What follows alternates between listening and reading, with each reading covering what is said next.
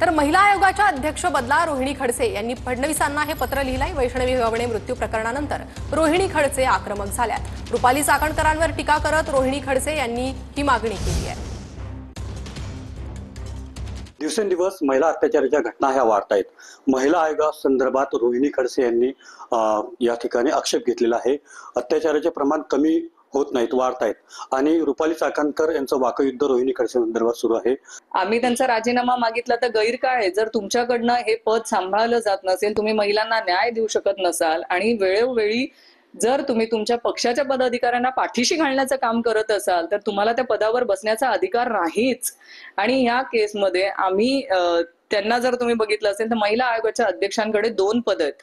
त्या part time महिला आयोगाला अध्यक्ष आहेत आणि पार्ट टाइम त्यांच्या पक्षाच्या प्रदेशाध्यक्ष आहेत।